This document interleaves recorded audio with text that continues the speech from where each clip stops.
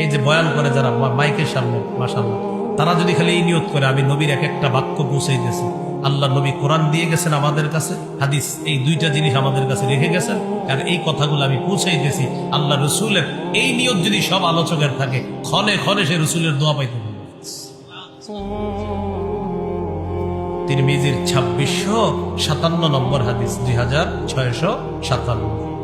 قال رسول الله صلى الله عليه وسلم, রাসূলুল্লাহ সাল্লাল্লাহু আলাইহি সাল্লাম বলেন, নাদ্দারাল্লাহু ইমরাআন সামিআ মিন্না, ওই ব্যক্তিকে আল্লাহ উজ্জ্বল করে দেখ যেই ব্যক্তি আমার কাছ থেকে কিছু শুনছে, শোনার পর ফাবাল্লাগাহু কামা সামিআ, যেভাবে শুনেছে সেভাবে আরেকজনের কাছে পৌঁছায়া দিছে। আমি নবী দোয়া করে গেলাম তাকে যেন আল্লাহ উজ্জ্বল বানায়া দেয়, তাকে যেন আল্লাহ আলোকময় বানায়। এগুলো 5 নাম্বার ফজিলত। কয় নাম্বার ফজিলত? 5 নাম্বার। সর্বশেষ কথা, দাওয়াত না দেওয়ার ক্ষতি। বলেন, দাওয়াত না দেওয়ার ক্ষতি। আপনি আপনার পাশে দেখেন একজনে অপরাধ করতেছে, আপনি কিছু বলেন না, থাক করুক। তো কেউ বললো, ভাই আপনি কিছু বলেন না কেন? আরে হ্যার মন চাই করুক, আমার কি। সুদ খাইতেছে আপনার প্রতিবেশী, একদিনও বলেন না সুদ না খাইতে। আপনি জিজ্ঞাসা করলো, আসসালামু আলাইকুম কাকা, ভালো আছেন? জি।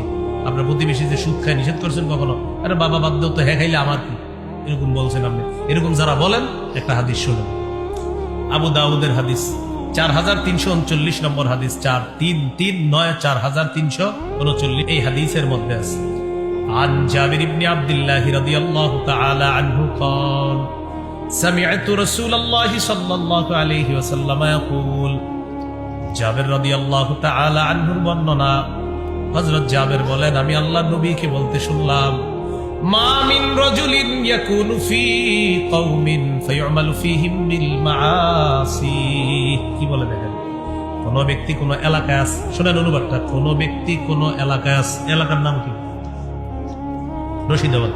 কোন ব্যক্তি রশিদাবাদে আছে, কোন ব্যক্তি রশিদাবাদে আছে, আর ওই এলাকায় খারাপ কাজ হইতেছে।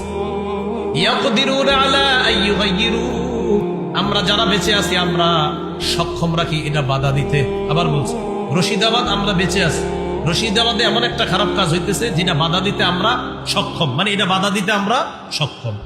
নবীজি বলেন, ফালা ইউগাইয়িরু, যদি তারা বাধা না দেয়। আবার বলি, কোন ব্যক্তি কোন এলাকার মধ্যে আছে, ওই এলাকার মধ্যে যদি খারাপ কাজ হয়, ওই খারাপ কাজটা বাধা দিতে যদি মানুষ সমর্থ রাখে, আর যদি এই খারাপ কাজটা বাধা না দেয়, ইল্লা আসাবাহুমুল্লাহু বিআযাবিন ক্বাবলা আইয়ামুতু, মনে রাখবা তোমরা যারা বাধা দাও নাই, মরণের আগে আল্লাহ তোমাদের উপর আযাব দিবে। ইল্লা আসাবাহুমুল্লাহু বিআযাবিন ক্বাবলা আইয়ামুতু, মরার আগে তাদের উপর আল্লাহ আযাব নিয়ে আসবে।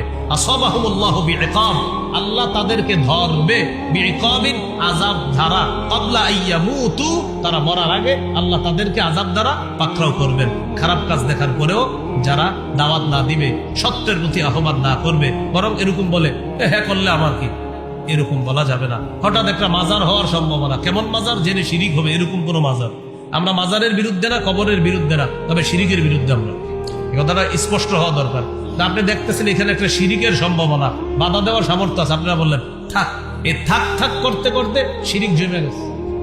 শিরিক কি হয়ে গেছে? জমে গেছে। নবীজি বলেন, মরার আগে তম্বু পুরো গজব দিবে আল্লাহ, মনে রেখো।